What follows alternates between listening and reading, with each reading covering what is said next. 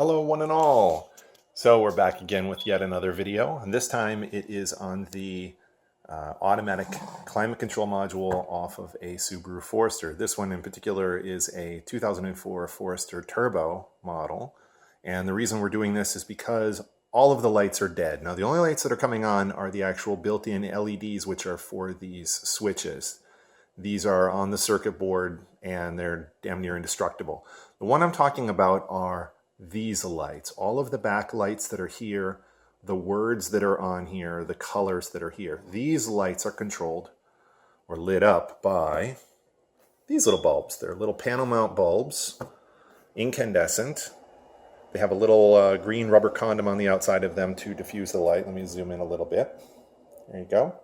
That's what they look like. And what we're going to do is replace them. Now, this is actually a really simple thing to do. There are some wonderful write-ups that are online. You can go to subaruforester.org. I'll include the link to that write-up in the description. But what most people tend to cut off is this part. And this is the intricate part. This is the part that I think freaks some people out. Pulling the dash apart is real simple. It's a couple Phillips head screws. And you just pry on a couple tabs and the whole thing comes right out. So it's super simple. This, however, starts getting into the realm where a lot of people get scared. You know, they don't want to pull open componentry. They see this as a module and think, oh, it's something I don't want to mess with. Let me show you how easy this is. So I've already pulled it apart just so you can see, but this is how you would get it apart as a unit. And there are two plugs that simply come right out. There are four large Phillips screws on the back. One, two, let me do this, 3, 4 here that are actually holding it onto the surrounding bezel. And then there are 4 small little screws here, and these are like number 1 Phillips. And these are here along the top and in these 2 recessed holes here and here. So just 4 little screws and that's it. Then you have a series of these tabs here. Now don't pry up on these with a screwdriver, you'll break them off. This is just ABS, it's fairly brittle. The front ones, the silver ones in this case, actually just hold this front bezel on and a few diffusers that are back here. You can leave that alone, you don't have to mess with that. So you pull the screws out, and then the next step is you just use your fingers, pull up on these little tabs here. Oops. See if I can do this one-handed. I might have to pause the video. No, there we go. Pull them, there are 3 on one side and 3 on the other side. And once you get it apart, the one thing you want to be careful with is you have some wires here. Now these are fairly robust wires. They're not real thin, little weak wires, so don't worry about that. But you can see how the tabs on the bottom are hitting. So what you want to do is just pull up on it, and then it'll bookend open really nicely. Now once you get it open on the inside, the bulbs that we're talking about actually sit in the circuit board like this. And there are 3 of them, 1, 2, and 3. I've already done 2 of them, and I just wanted to show you all these are is a flathead. I guess the original ones here are a flathead. You just put a little, oops, here we go, flathead. Put a flathead in there, give it a quarter turn, and they'll just come right out. That's it. Real simple.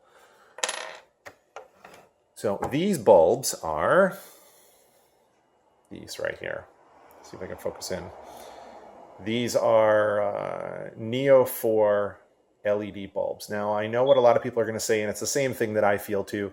The incandescent bulbs are great because they actually radiate the light a full 360 degrees, and the diffusers that are built in here are designed for that. So when you replace them with an LED bulb that tends to be more focused and come out like a flashlight, the problem is that it's going to be brighter in the middle. And now I've already done this and then pulled it apart so I could do this video, but the light in the middle, these are going to be brighter than these. These are going to be duller around the outside edge. They're still going to be lit up, but they're going to be duller.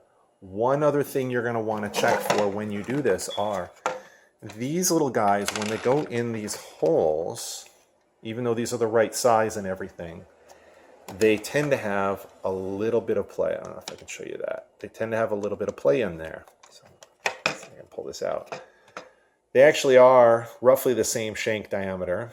The base is slightly smaller. This is more like an 8.5 millimeter diameter base, and then these are closer to a 10 millimeter. The shank on these is about 1/2 millimeter too small, so they do have a little bit of play in these holes, and they'll rock back and forth. Consequently, you can see the markings right here on the circuit board. This is where you need to establish contact, is right there and here. So when you're putting these in, the part that touches the actual circuit board, ooh, this is kind of fun to do with holding a camera and pointing at the same time. Right here, these little wires right here. So there's one there, and then there's one on the other side. So when you put them in, you just want to make sure that both of those wires are contacting those 2 points. And that's it. If you're worried about longevity and you're worried about doing this again and again or having it come loose at some point, it's really simple. Hot glue gun them in, and they're not going to move, and they're not going to come out. And these bulbs are rated forever because they're LED. So I'm going to go ahead and pause this. I'll put it back together. We'll go down to the car. We'll plug it in, and I'll show you guys what the light pattern looks like and whether or not you want to attempt this mod yourself or simply go for the replacements. Now, the reason why I'm doing this is probably the same reason that everyone else is doing it. These as a set, if you try and get these from Subaru, I was quoted over $40 for the 3 of them. I've heard of people being quoted $40 for each one, depending on how scrupulous or unscrupulous the dealer is. These are from Super Bright LEDs. You can get them from a bunch of places. They're called Neo 4 bulbs. You want to get them in green, and depending on where you buy them from, please don't get them from eBay. If you get them from a reputable place, look at what they advertise as the spread. That's how much light comes out and how wide that is. These are full 360. These come out like a flashlight. These were 130 degree, which is about as wide as I could get. Just try and get them as wide as you can. There are other ones that are the lower price level ones that are made that actually have an even narrower beam, more like 90 degrees. So try and get as wide as you can. Let me throw this back together again and we'll continue from there. Talk to you in a minute.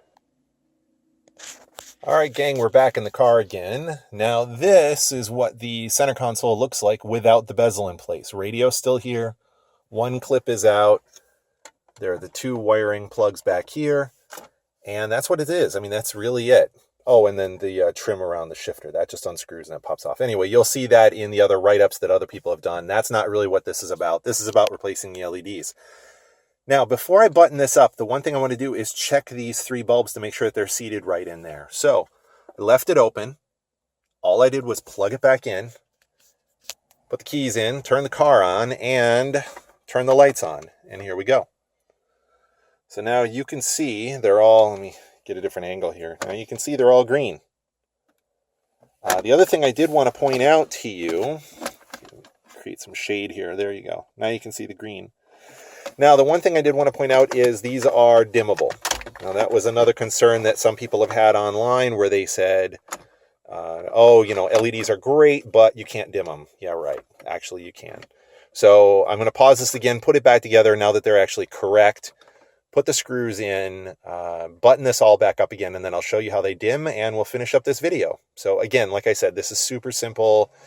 I'm taking time doing this because I want to do the video and show you guys how simple this is. It's literally a bunch of screws, pry a couple panels off, and pop some new bulbs in. It's as simple as that. So anyway, let you guys know what's going on here in just a second. Hang on. Okay, so we're back. All buttoned back up again. Got my Bluetooth in. Got the power adapter wire run. Everything's good to go. So again, getting this thing apart is super simple. You unscrew the knob. There's, pull the, I guess you'd call it the ashtray out since no one uses those anymore. Pull up on this edge right here. This whole centerpiece just pops right off. There's a plug on the back for the cigarette lighter. That comes off. 2 screws behind here. And then this whole center bezel starts coming off from the bottom, and there are a few tabs around the top edge there that catch it. And all you do is put a flat straight edge in there or a screwdriver and be very careful and just pry along there, and it'll pop, and the whole thing comes right off. 1, 2, 3 plugs, and then that bezel comes completely away. 4 screws hold this onto the bezel, that comes off, and then we pick up where we were in the living room. So now that it's all together, moment of truth. I already showed you it lit up. So here we go.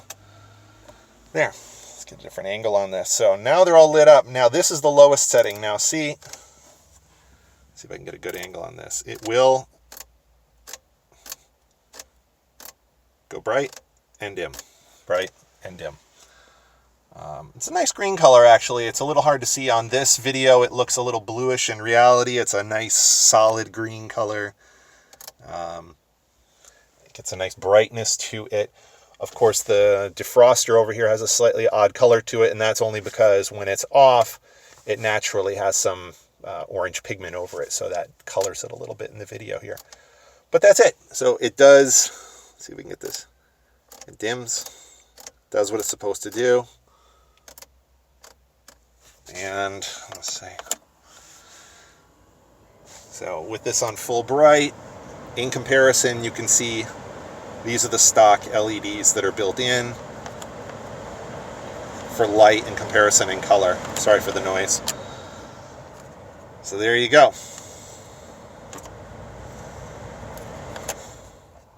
So you can see it all lights up. It does what it's supposed to do. And that's it. In my case, because I'm probably not going to be changing these for a long time, after I got it all together, or after I got the bulbs in, I took a little bit of super glue and I put 1 drop of super glue, one only, not glue the whole thing, on each bulb, and then that way it'll just keep them from moving or coming out. And if I need to pull them out, they'll just pop right out. It's super simple. I just, scrape it with a screwdriver and they'll pop right off. So anyway, that's it. Those are the LEDs from Super Bright LEDs. Again, these are the Neo 4s. I'll have the description down below, along with the link from SubaruForester.org for the pull-apart instructions in the center console.